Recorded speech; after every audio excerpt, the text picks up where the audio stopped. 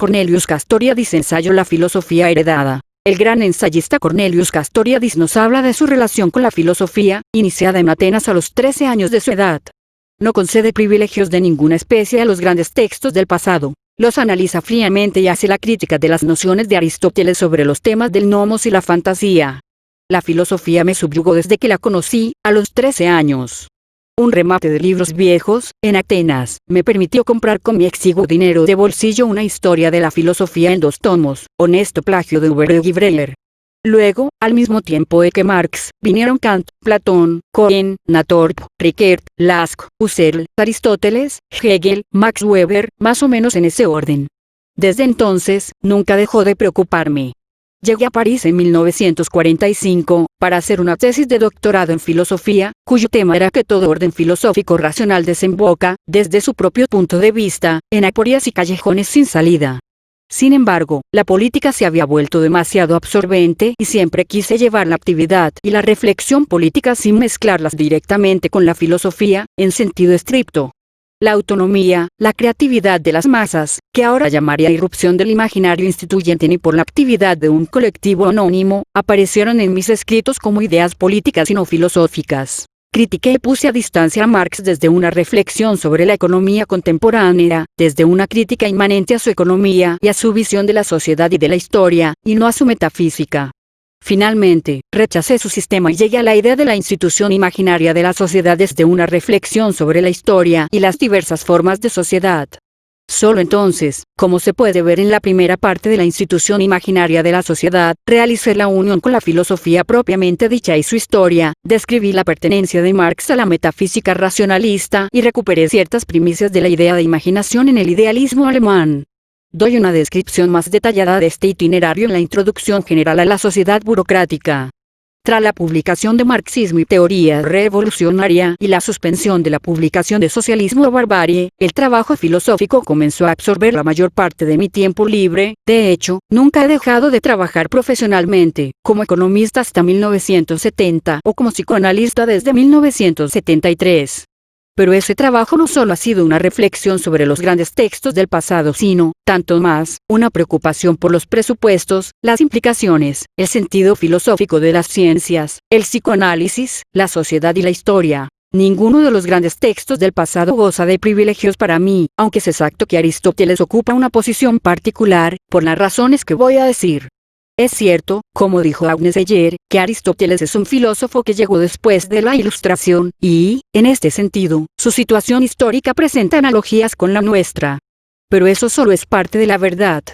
Aristóteles no solo viene después de la Ilustración, sino después de la reacción más formidable contra la Ilustración, organizada por el filósofo más grande que haya jamás existido, Platón. Jamás escribí el absurdo, que me imputa Agnes ayer, de que Platón es un teólogo. Entre otras cosas, Platón creó la filosofía teológica, lo cual es muy distinto. Pero, en cierto sentido, Aristóteles, alumno de Platón inconcebible sin él, también viene antes de Platón. Una parte esencial de él pertenece al siglo V. Es cierto que llegó a colocar, por encima de todo, a los teoréticos. Sin embargo, y contrariamente a la vulgata interpretativa, también es demócrata en el sentido ateniense, véase la constitución de los atenienses, su ideal de politeía. Y aunque postula, por lo que le parece, también, una necesidad del pensamiento, a un Dios, puro pensamiento, pura actividad, ese Dios, único digno de ese nombre, no tiene ninguna relación con este mundo, ni hubiera podido crearlo o intervenir en él sin caer en el ridículo. Por todo esto, las tensiones y aporías de su pensamiento son particularmente fecundas. Aristóteles marca el límite de la ontología greco-occidental. En ciertos aspectos, para mí cruciales, está a caballo sobre ese límite, a punto de saltarlo. Fantasía, nomos barra physis.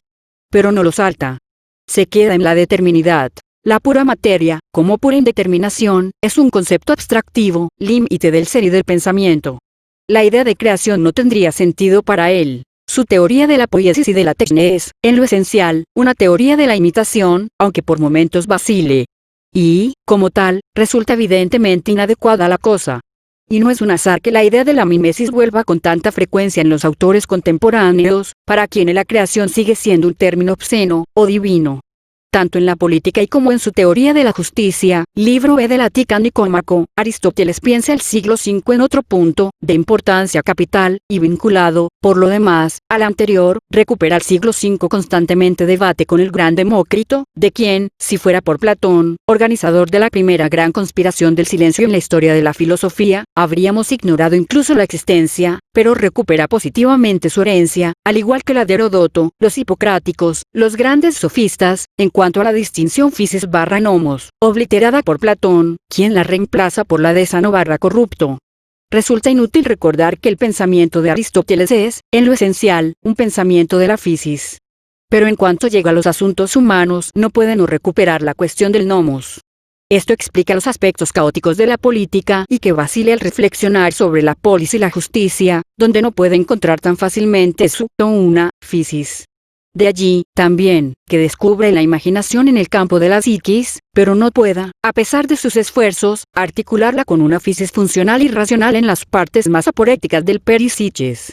Si alguien hubiera reflexionado, solo desde la historia de la filosofía y del texto de Aristóteles, sobre estos dos temas del nomos y la fantasía, aparentemente vinculados de un modo extraño, pero en el fondo esencial, habría podido iniciar el camino de la institución imaginaria de la sociedad, a lo largo del cual Vico, Montesquieu, Herder, Kant, Fichte, Hegel habrían sido compañeros útiles y, a la vez, pérfidos. Habría podido retomar la polaridad physis/nomos y las aporías que suscitan los asuntos humanos, al igual que las aporías creadas por el descubrimiento de la imaginación. Habría podido aceptar esas aporías, en lugar de maquillarlas, y liberarse de ellas con la decisión, que evidentemente habría engendrado nuevas cuestiones, de que, 1. Definitivamente no hay physis del nomos, en ningún sentido del término. 2. El nomos, como la tecní, es creado por los humanos, lo cual nos remite a una fantasía que no es imitativa ni complementaria de la physis. Y 3. Que existe al menos un tipo de siendo, el siendo humano, que crea, hace surgir su propio eidos de manera no natural y sin que ese eidos se encuentre ya, dinami, determinado por sus potencialidades, lo cual, por consiguiente, no solo rompe la universalidad de la physis, sino que arruina toda la ontología de la determinidad y, por lo tanto, también de la ontología aristotélica. Antropos antropongema. Y también, vayan large, Atenaios, Atenaiongena. Pues en qué lugar ontológico, o físico, echa sus raíces el ser ateniense. Alguien hubiera podido hacerlo. Pero ¿por qué lo habría hecho? Porque, entre los innumerables nudos de aporías que también constituyen a la filosofía heredada, habría escogido esos dos. No tengo respuesta a esa pregunta hipotética, como tampoco a la de saber por qué Agnes Heyer llama neoaristotélico a un autor que inicia sus reflexiones rechazando la categoría central de la ontología aristotélica. Pero sé que no fue la lectura de Aristóteles o Kant lo que me hizo pensar la institución imaginaria de la sociedad, sino el pensamiento de esta el que me hizo releer con otra mirada a Aristóteles o Kant. Me atreveré a añadir que esas relecturas me convencieron tanto de la pertinencia de mis preguntas como de la insuficiencia de sus respuestas,